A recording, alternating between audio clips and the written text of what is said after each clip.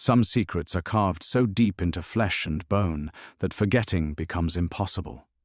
High in the Glacier Peak wilderness of Montana, where autumn snow falls like broken promises and silence weighs heavier than stone, Marcus Sullivan had learned to trust the rhythm of solitude. For 15 years, he'd guided hunters and hikers through these unforgiving peaks, his weathered hands steady on the rifle, his grey eyes scanning tree lines for threats both natural and human. But when the September blizzard hit with biblical fury, even Marcus retreated to his cabin, content to wait out nature's tantrum with nothing but whiskey and memories he'd rather forget. That's when she appeared, collapsed at his doorstep, like something the mountain had coughed up from its deepest secrets. The woman's clothes were shredded, her dark hair matted with ice, but it was the scars covering every visible inch of her skin that stopped his breath cold. Hundreds of them, precise as surgical incisions, forming patterns that made his military-trained mind scream warnings he couldn't quite name. Who was this woman, and why did her scars look like coordinates he'd seen in classified files buried 15 years ago? Before we jump back in, tell us where you're tuning in from, and if this story touches you, make sure you're subscribed, because tomorrow I've saved something extra special for you. Marcus's hands moved with practiced efficiency, despite the tremor of recognition that ran through him like ice water. He scooped the unconscious woman into his arms, her body lighter than it should be, as if the mountain had already begun claiming her substance. The scars that covered her exposed skin seemed to pulse in the amber light, spilling from his cabin doorway, geometric patterns that his mind wanted to decode, but his instincts warned him to ignore. The storm howled its disapproval as he carried her inside, kicking the heavy oak door shut against the driving snow. His cabin, built to withstand everything the Montana wilderness could throw at it, suddenly felt fragile as a matchbox. The woman's breathing was shallow but steady, her lips tinged blue from the cold. Marcus laid her on the leather sofa near the stone fireplace, where embers still glowed like watching eyes. In the firelight, the scars were impossible to ignore. They weren't random. Nothing about them was random. Each line, each curve had been carved with surgical precision, forming symbols that tugged at memories Marcus had spent 15 years trying to bury. The markings ran from her temples down to her collarbones, disappearing beneath the torn fabric of what had once been expensive outdoor gear. But these weren't hiking clothes, he realized. The material was too thin, too impractical for September in the high country. Marcus stripped away his own jacket and began the methodical work of survival. Hypothermia killed faster than curiosity, and whatever questions burned in his mind could wait until the woman drew her next breath.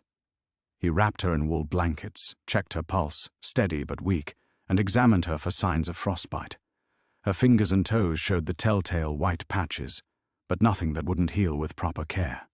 It was when he moved her head to check for injuries that he saw them clearly. The scars on her left temple formed numbers, coordinates his trained eye recognized immediately. 47, degree 37, 42 of 5, and the precision made his stomach clench with the weight of old sins. The wind outside had teeth tonight, rattling the windows and sending snow down the chimney to hiss against the flames. Marcus poured 3 fingers of bourbon into a coffee mug and drank it standing, studying the woman's face. She was perhaps 40, with strong Latina features and the kind of bone structure that spoke of generations adapting to harsh climates. But her hands, when he'd lifted her, he'd noticed her hands. Soft. No calluses, no signs of outdoor work. These weren't the hands of someone who belonged in the wilderness. His satellite phone sat silent on the kitchen counter, its red power light blinking like a mechanical heartbeat. Protocol said to call for medical evacuation, to get this woman to a hospital where doctors with degrees and clean consciences could ask the questions he was afraid to voice. But protocol had failed him before, back when protocol meant following orders that turned human beings into map coordinates and classified footnotes. The woman stirred, a soft murmur escaping her lips. Spanish words, he thought, though the accent was wrong, older somehow, as if the language itself had been carved from stone rather than spoken by living tongues. Marcus moved to her side, noting how the firelight seemed to dance differently across her scarred skin, casting shadows that formed new patterns, new meanings. Her eyes opened like dark water reflecting starlight. For a moment, she simply stared at the cabin's log ceiling, her gaze distant and confused. Then her attention fixed on Marcus, and he saw something that made him step back involuntarily.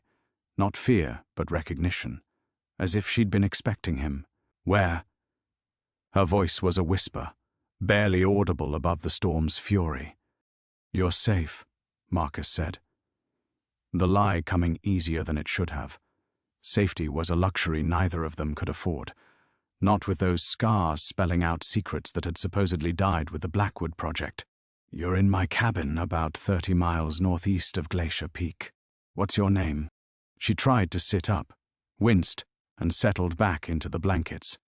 Her dark eyes never left his face, studying him with an intensity that made him feel exposed. "I don't." The words seemed to cost her, each syllable a visible effort. "I can't remember." Marcus had been lied to by professionals, by people trained in deception from the moment they could walk. This woman wasn't lying. The confusion in her voice, the way her fingers traced the air as if trying to grasp invisible memories, it was genuine, which somehow made everything worse. "The storm," he said carefully. "How did you get here? Where did you come from?" She closed her eyes, and for a moment Marcus thought she'd lost consciousness again. Then she spoke, her words carrying the weight of absolute truth and absolute terror. "I woke up walking. In the snow. I don't know how long I'd been walking, but my feet knew the way. They knew exactly where to bring me." Her eyes opened again, locking onto his with desperate intensity. "They brought me to you." The words hung between them like smoke from a dying fire, heavy with implications Marcus wasn't ready to face. He cleared his throat, breaking the spell of her stare, and moved to the kitchen with the deliberate motions of a man buying time to think. "You need fluids," he said, filling the kettle with practiced efficiency. "And food, when you're ready for it." The mundane tasks felt like armor against the questions multiplying in his mind. Questions about coordinates carved into flesh, about feet that knew impossible paths through wilderness that killed experienced hikers. This was supposed to be his sanctuary. For 15 years, Marcus had built a life measured in sunrise coffee and sunset bourbon, in the honest work of guiding city people through country that humbled their smartphones and credit cards into useless plastic. His clients paid well for his knowledge of the backcountry, for trails that led to pristine lakes and ridge lines that scraped the belly of God. They didn't know that every morning he checked 3 different perimeters around his property, or that his seemingly rustic cabin contained enough surveillance equipment to monitor a small city. The woman, Elena, his mind supplied, though she hadn't given him a name, watched him move around the kitchen. Her attention felt like weight against his shoulders, as if she were memorizing not just his face, but the architecture of his bones. "How long have you lived here?" she asked, her voice stronger now, but still carrying that strange accent that made familiar words sound ancient. 15 years. The answer came automatically. 15 years since Major Marcus Sullivan had died on paper, and Bear Sullivan had emerged from the ashes, like something born from the mountain itself. 15 years of clients who called him the best wilderness guide in Montana, who never suspected that his knowledge of hidden valleys and forgotten passes came from studying satellite imagery in windowless rooms where men with clearances higher than God decided which secrets lived and which died, alone. The question hit deeper than it should have. Marcus had told himself he preferred solitude, that the company of ravens and elk was superior to the endless complications of human connection. But looking at Elena now, seeing how she seemed to fit into his space despite being a complete stranger, he felt the weight of all those empty conversations with himself. Mostly. He poured hot water over chamomile tea, a habit learned from his grandmother before the army taught him that comfort was a luxury that could get you killed. I guide hunting and fishing parties during season, some photographers, people looking for something they can't find in the city. And what are you looking for? Marcus's hand stilled on the mug. In the silence that followed, the storm outside seemed to lean closer to the windows, as if the mountain itself was listening for his answer. What was he looking for? Peace, maybe. Atonement, certainly. A way to sleep without dreams of numbered subjects and classified failures. Privacy, he said finally, bringing her the tea. Their fingers brushed as she accepted the mug, and for a moment he felt something like electricity pass between them. Her skin was warm now, no longer the marble cold of hypothermia, but the contact left him feeling oddly unsteady. Elena sipped the tea and studied him over the rim with those dark eyes that seemed to hold starlight. You were military. It wasn't a question. Marcus settled into the chair across from her, maintaining the distance that had become second nature. Long time ago. The way you move. The way you checked my injuries. Efficient. Clinical. You've seen battlefield medicine. Her voice carried certainty that made him wonder what else those eyes had catalogued in the few moments she'd been conscious. Army medic training, he said, which was true enough to pass. He didn't mention the specialized schools that came after, the ones that didn't appear on any official transcripts. She nodded and fell silent, but her gaze never wavered. Marcus found himself cataloguing her features the way he'd once memorized target photographs, the slight scar through her left eyebrow, the way her dark hair caught copper highlights in the firelight, the intelligence that flickered behind her confusion like a flame that refused to be extinguished. Outside, the storm was beginning to exhaust itself, the howling wind settling into steady whispers that spoke in languages older than words. Soon, Marcus knew, he'd have decisions to make. The satellite phone waited in the kitchen like a loaded gun. One call would bring helicopters, questions, and people who asked the kind of questions that turned quiet mountain men into problems requiring solutions. But looking at Elena now, seeing how she held the tea mug like a chalice, and watched the fire as if it might reveal the secrets locked behind her amnesia, Marcus felt something he hadn't experienced in 15 years of careful solitude, purpose, and the terrible, wonderful knowledge that his ordinary world, built on silence and safety and the comfortable weight of old sins, was about to collapse as surely as the woman who'd appeared at his door. The satellite phone rang at 3:17 a.m. Marcus jolted awake in his chair, the bourbon mug sliding from his lap to shatter against the stone hearth. The sound cut through the cabin's newfound silence like a blade.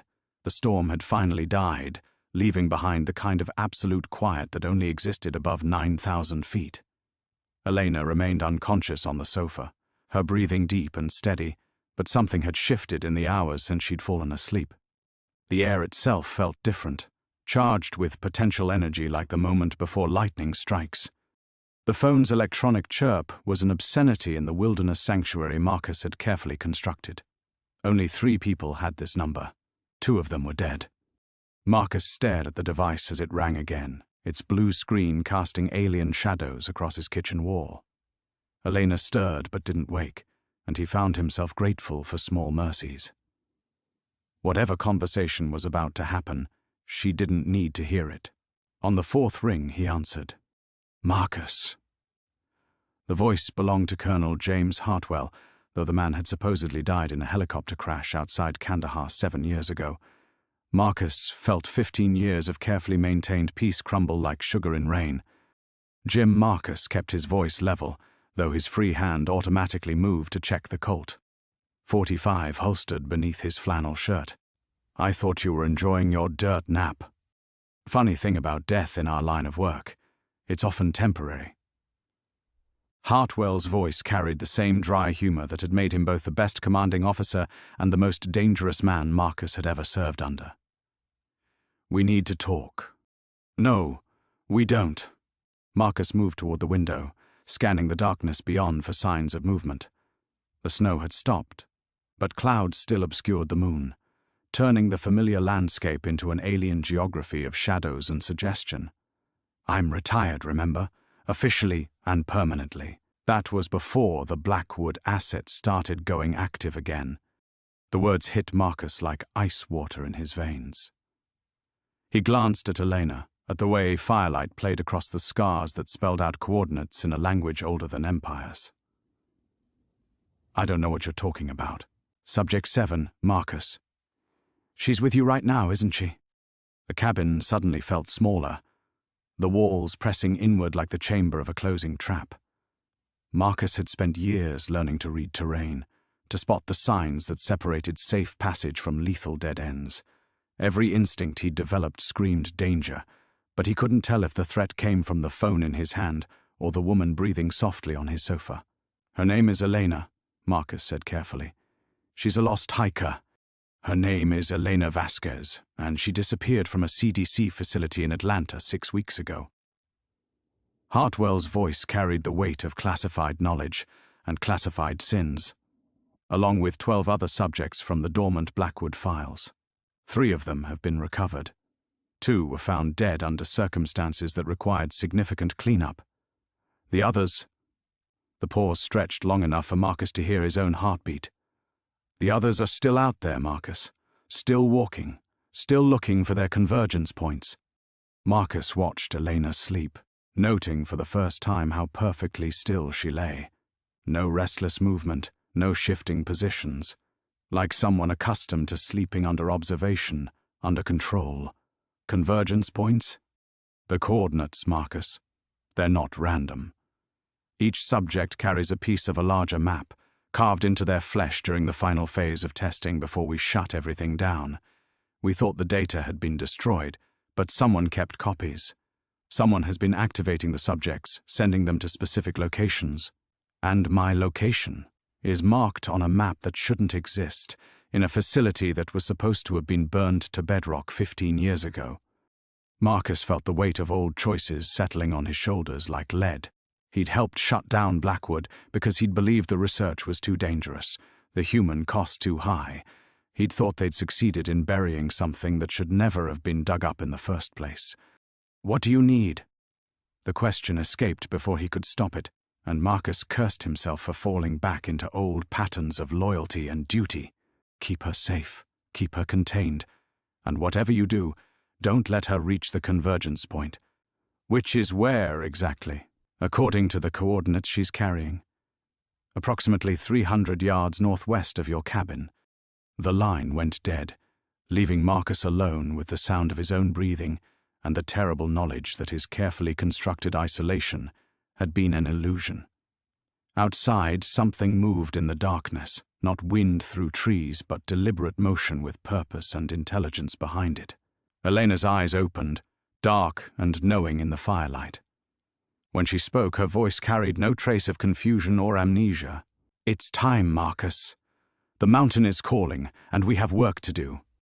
Marcus stood frozen by the window, the dead satellite phone still pressed to his ear like a lifeline, to a world that no longer existed. Elena's words hung in the air between them. It's time, Marcus. The mountain is calling, and we have work to do, spoken with the certainty of someone who had never forgotten anything, who had been waiting for this exact moment since she'd collapsed at his door. You remember? It wasn't a question. Marcus slowly placed the phone on the windowsill, his hand moving with the deliberate care of a man defusing a bomb. You've remembered all along.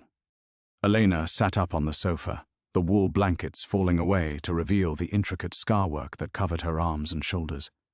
In the firelight, the symbols seemed to move, shifting and rearranging themselves into new configurations that made Marcus's eyes water to look at directly. Memory is relative, Marcus. I remember fragments, purposes, the taste of metal and antiseptic, voices speaking coordinates in rooms that never saw sunlight. Her dark eyes found his across the cabin's small space. I remember you. The admission hit him like a physical blow. Marcus gripped the window frame, feeling the solid wood grain beneath his fingers. Real, tangible, unlike the nightmare his life had become in the space of a phone call. I never worked with the subjects directly. I was cryptography, intelligence analysis. I decoded the maps. You didn't carve them into living flesh? No, that was Dr. Meridian's specialty. Elena's voice carried no accusation, only the flat recitation of facts. But you were there when they chose me. Room 7B, sub-level 3.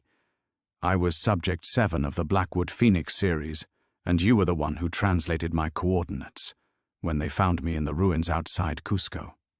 Marcus felt the past reaching for him with fingers made of classified documents and buried shame. He had been there, in those sterile underground rooms where human beings became data points and ethical considerations were classified above his pay grade. He'd told himself he was serving his country, protecting national security, advancing human knowledge. All the lies men told themselves when duty required them to stop seeing other people as people. The program was shut down, he said, though the words felt hollow even as he spoke them. 15 years ago, all subjects were supposed to be terminated. Elena rose from the sofa with fluid grace, and Marcus noticed for the first time that she moved like water, like something that had learned to flow around obstacles rather than confront them directly. Some were. Others were placed in holding facilities, sedated, monitored, kept in stasis until someone decided we were useful again. The weight of 15 years crashed down on Marcus's shoulders. 15 years of thinking he'd escaped, that his mountain refuge represented genuine retirement from a world of necessary sins. 15 years of believing that helping to expose Blackwood's excesses had earned him something approaching redemption. Now, faced with living evidence of his failure, he felt the familiar paralysis that had driven him from the service in the first place. I can't. The words escaped before he could stop them. Elena, I can't go back to that world. I won't. He gestured toward the cabin's solid walls, the honest furniture built with his own hands, the life he'd constructed from wood and silence and the daily ritual of ordinary survival. This is who I am now. I guide fishermen and photographers. I fix trucks and split firewood and have conversations with my dog about the weather. I can't be that person again. Elena approached him slowly, her scarred feet silent against the wooden floor. When she spoke, her voice carried unexpected gentleness, as if she understood the weight of what she was asking him to bear. You think this is about choice, Marcus? About what you want to be? She stopped just close enough that he could see his reflection in her dark eyes. Look outside. Tell me what you see. Marcus turned toward the window, though every instinct screamed against showing her his back. Beyond the glass, the familiar landscape had transformed. Where snow-covered pines should have stood, strange lights flickered between the trees. Not electric, not fire, but something older and more fundamental. The aurora borealis, perhaps, though they were too far south and the lights moved wrong, pulsing with a rhythm that seemed almost like breathing. The convergence point is activating, Elena said softly. It's been dormant since the Blackwood shutdown, but my presence is waking something that was never meant to sleep forever. You can refuse to help me, Marcus.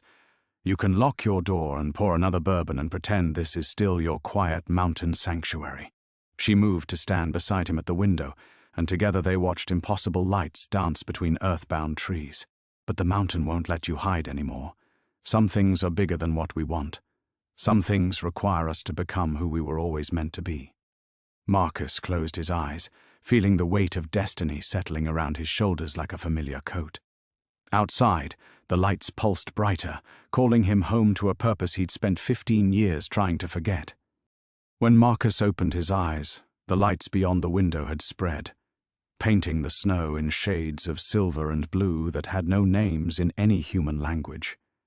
He could feel the mountain's pulse beneath his feet now, a rhythm that matched his heartbeat and made the cabin's foundation hum like a struck tuning fork.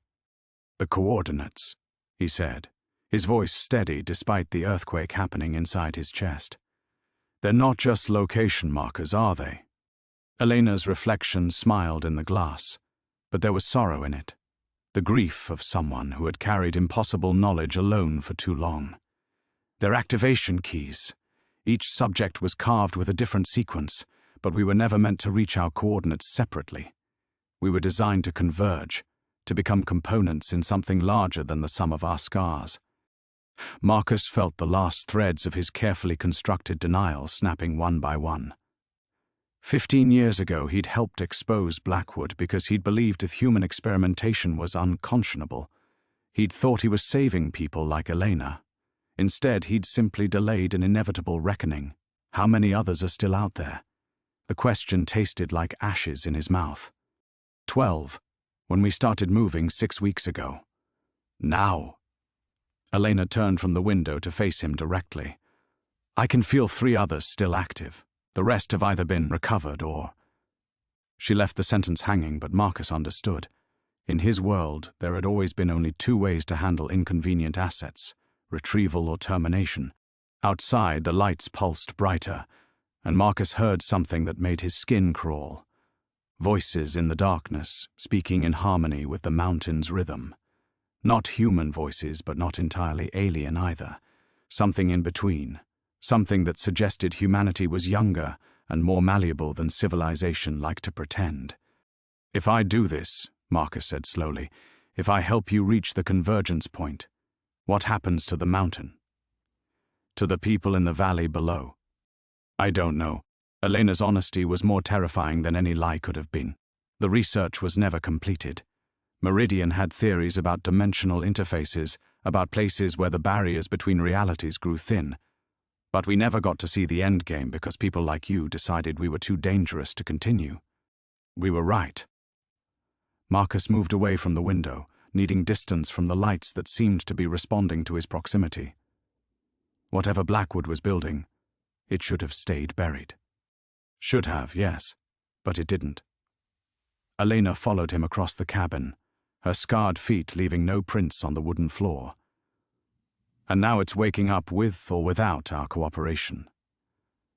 The only question is whether we guide the process or let it happen blindly. Marcus stopped beside his gun cabinet, his fingers automatically checking the lock out of old habit. Weapons had always been his anchor to reality, tools that functioned according to physical laws that never changed.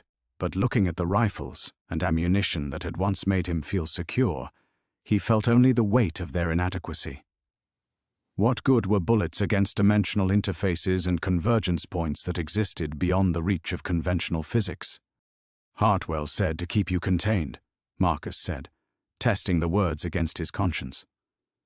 To keep you away from the convergence point. Hartwell is afraid of what he doesn't understand. He always was. Elena's voice carried the patience of someone explaining basic arithmetic to a child. But he's not here, Marcus. He's not feeling what you're feeling right now, the mountain waking up, calling you back to work you never finished. Marcus closed his eyes and felt the truth of her words resonating in his bones. The cabin that had been his sanctuary for 15 years suddenly felt like a cage, its walls too small to contain the purpose that was unfolding around him. Outside, the voices in the darkness grew stronger, and he realized with crystal clarity that there was no safety in hiding, no peace in denial. 300 yards northwest, he said, opening his eyes to meet Elena's gaze. That's where Hartwell said your coordinates lead. That's where this ends, she agreed. Or where it begins. Marcus moved to the closet and pulled out his winter gear, the heavy coat and waterproof boots that had carried him through countless mountain expeditions. But this time, as he dressed for the cold, he felt like a soldier preparing for a mission rather than a guide preparing for a hike. The transformation was as natural as breathing, muscle memory reasserting itself after years of dormancy. Whatever we find out there, he said, checking his flashlight and emergency supplies, there's no coming back from this. You understand that? Elena was already at the door, her scarred hand resting on the handle like a key in a lock. There was never any coming back, Marcus. There was only the illusion of safety, and the mountain has decided that illusion has lasted long enough.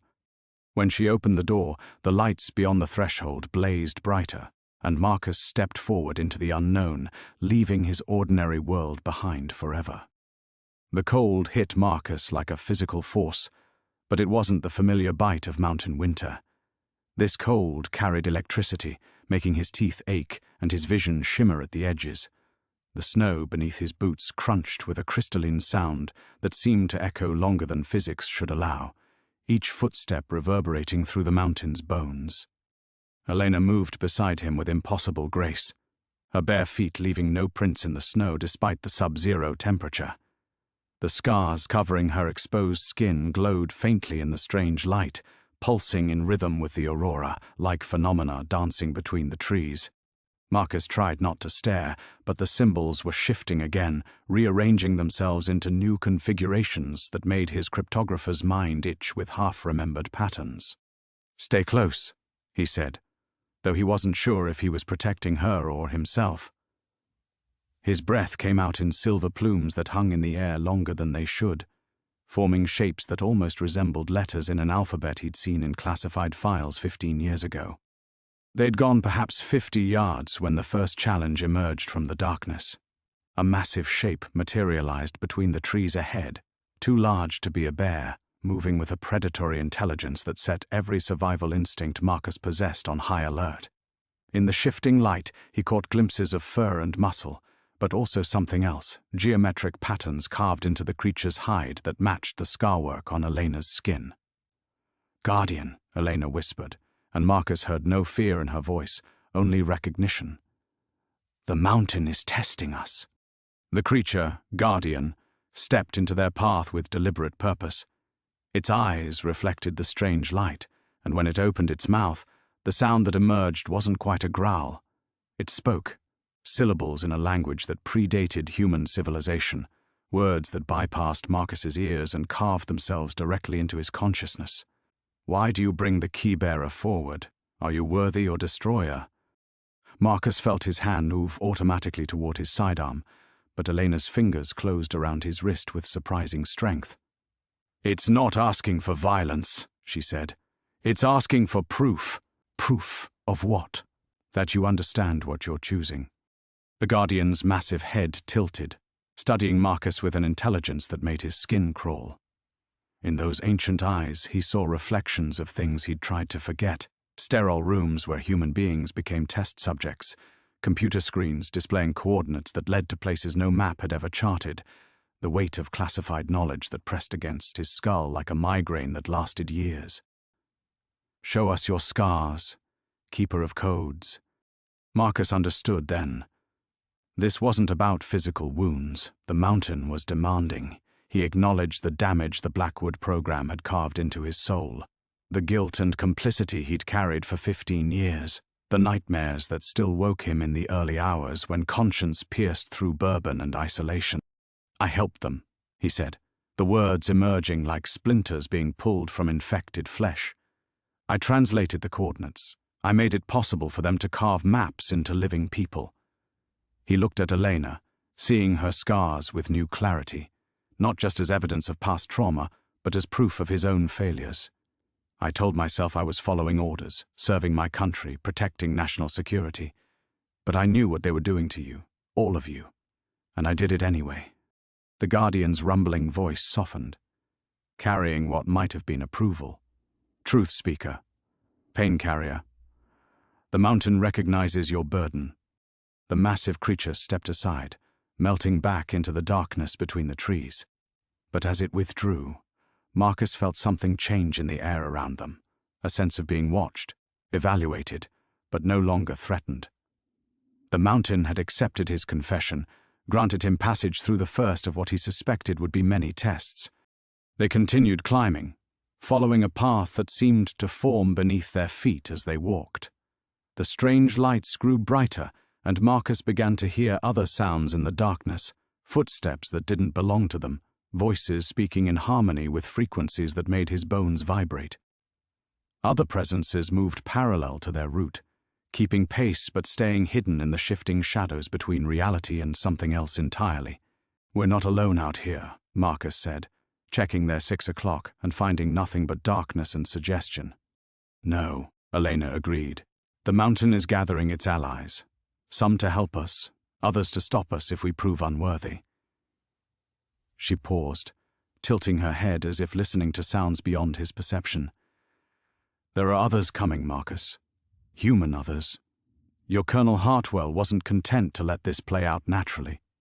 As if summoned by her words, the distant sound of helicopters began to echo through the mountain valleys, multiple aircraft moving fast and low, their searchlights cutting through the darkness like mechanical fingers probing for hidden prey.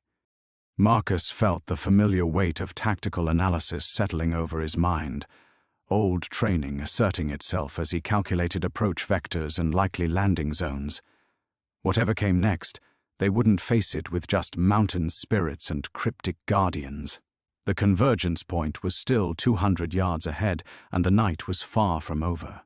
The helicopter rotors grew louder, their mechanical thunder competing with the mountain's otherworldly harmonies. Marcus counted at least 3 aircraft, possibly 4, executing a coordinated search pattern that spoke of military precision and unlimited resources. Hartwell hadn't just sent a retrieval team. He'd deployed a small army. "How long before they find us?" Elena asked, her voice calm despite the approaching threat. Marcus studied the searchlight patterns, calculating sweep times and blind spots with the automatic precision of 15 years' worth of tactical training. 20 minutes if they maintain current search grid, less if they have thermal imaging. He glanced at Elena's glowing scars, which pulsed brighter as the helicopters drew closer. "Those marks of yours, are they giving off heat signatures?" "Not heat, something else, something their instruments won't recognize until it's too late." The path ahead steepened, winding between granite outcroppings that provided natural concealment but limited their route options. Marcus felt the familiar weight of mission planning settling over his shoulders, the mental calculus of risk and reward that had kept him alive through decades of classified operations. But this wasn't like anything he'd faced before. The normal rules of engagement didn't apply when your objectives included dimensional convergence points and ancient guardians that spoke in prehistoric tongues. There, Elena pointed toward a cluster of boulders 50 yards upslope. "We can wait for them there." "Wait for them." Marcus felt his tactical instincts rebelling against the suggestion. "Elena, we need to reach the convergence point, not get pinned down in a firefight with special operations teams." "This isn't about avoiding them, Marcus. It's about choosing who reaches the convergence point first." She began climbing toward the rocks, her scarred feet finding purchase on surfaces that should have been impossible to navigate in darkness. "Hartwell's people aren't just here to stop us. They're here to activate the convergence themselves, with or without the proper keys." The implications hit Marcus like a physical blow. Of course, Hartwell wouldn't simply contain the threat. He'd try to weaponize it. 15 years ago, that realization had driven Marcus to expose the Blackwood program. Now, facing the same institutional arrogance on a scale that dwarfed the original experiments, he felt something harden inside his chest. They reached the boulder cluster as the first helicopter crested the ridge below them. Marcus pressed himself against the granite, feeling the stone's ancient solidity against his back while impossible lights danced overhead. The aircraft's searchlight swept across their hiding spot, but the beams seemed to bend around the rocks, deflected by the same forces that made Elena's scars glow in languages older than civilization. "2 Blackhawks, 1 Chinook," Marcus whispered, identifying the aircraft by their silhouettes against the star field. "Full tactical deployment. Hartwell's not taking any chances." Elena's hand found his in the darkness, her scarred fingers intertwining with his calloused ones. The contact sent electricity up his arm, not painful but startling in its intensity. Through that connection, he felt something of what she experienced.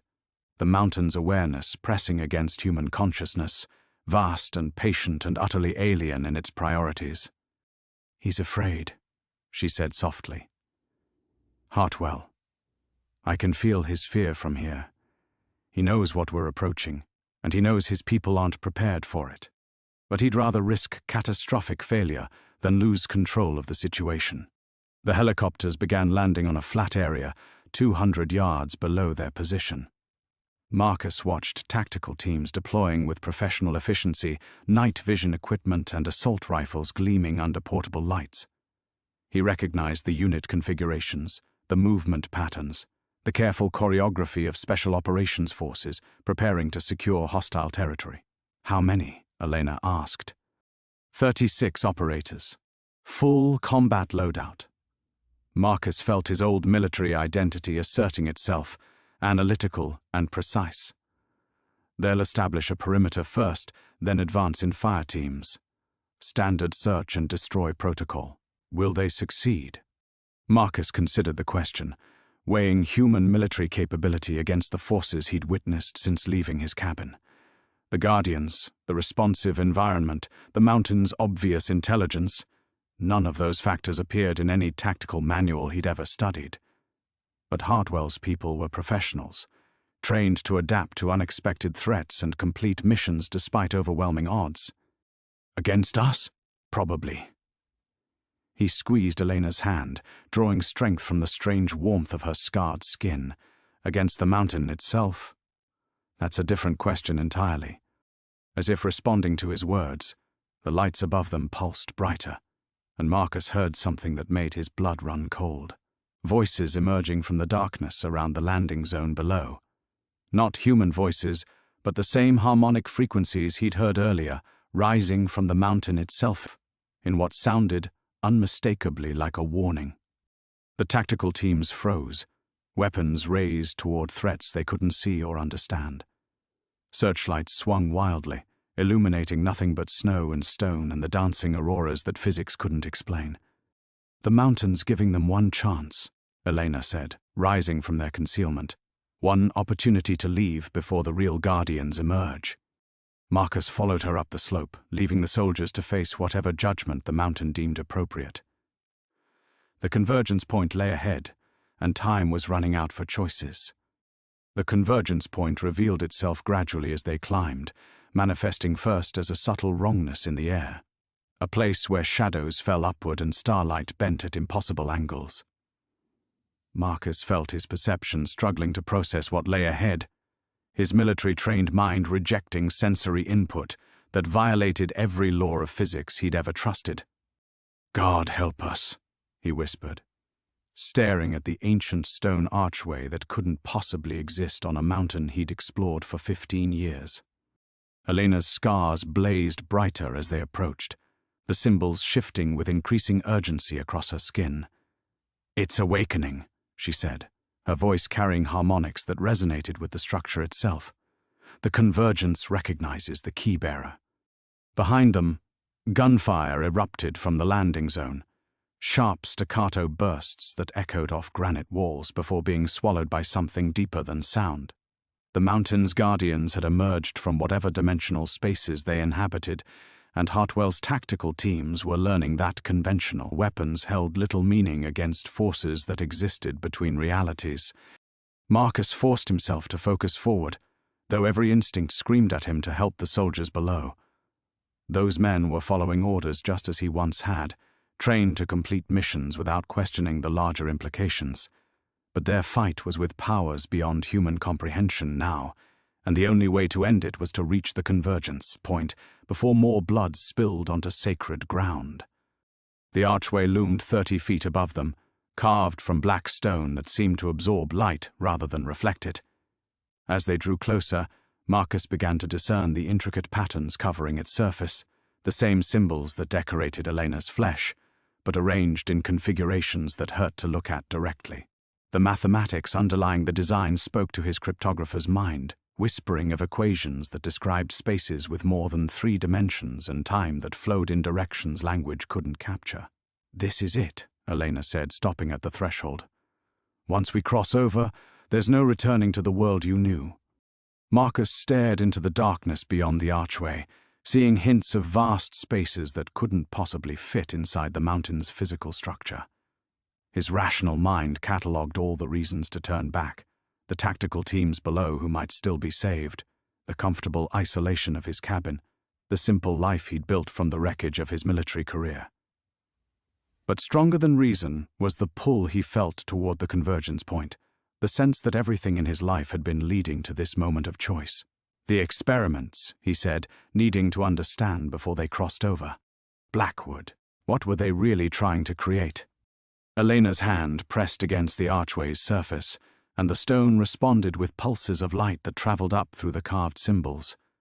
"A bridge," she said, "between what humanity is and what it could become."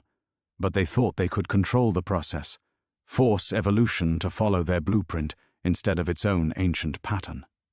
More gunfire echoed from below, but now it was accompanied by sounds that shouldn't exist, harmonic frequencies that made the air itself vibrate, roars that seemed to emerge from the mountain's geological structure. The Guardians weren't just defending the convergence point, They were teaching intruders the futility of bringing violence to a place that existed beyond the reach of human warfare. "Hartwell's teams," Marcus said. "They're not going to make it out of this alive. That depends on whether they're wise enough to retreat." Elena stepped through the archway, her form wavering as she crossed the threshold between dimensions. "The mountain gives every soul a choice, Marcus, even theirs." Marcus followed her into the darkness, feeling reality shift around him like water accepting a stone. The sensation was terrifying and exhilarating simultaneously, every molecule in his body suddenly understanding that the universe was far stranger and more magnificent than human science had ever dared imagine. The convergence point wasn't just a place. It was a state of being, a conscious intersection where multiple realities touched and merged. Behind them, the gunfire stopped. The silence that followed was deeper than absence of sound. It was the hush that falls when mortals encounter the divine, when ordinary consciousness glimpses the vast intelligence underlying physical existence. In that silence, Marcus heard Hartwell's voice echoing from the landing zone, no longer commanding but pleading, finally understanding that his tactical superiority meant nothing against forces that predated human civilization by millions of years. "They're withdrawing," Elena said, though Marcus couldn't see her clearly in the shifting light that filled the convergence chamber. "The mountain has convinced them to choose wisdom over conquest." Marcus felt something fundamental change inside his chest as he fully entered the convergence point. The guilt he'd carried for 15 years, the weight of complicity in experiments that had tortured innocent people, began transforming into something else. Not absolution, but purpose. The chance to help Elena complete what Blackwood had started, but according to the mountain's ancient wisdom rather than human ambition. "What happens now?" he asked. Elena's scarred hand found his in the otherworldly darkness. "Now we discover what humanity was always meant to become."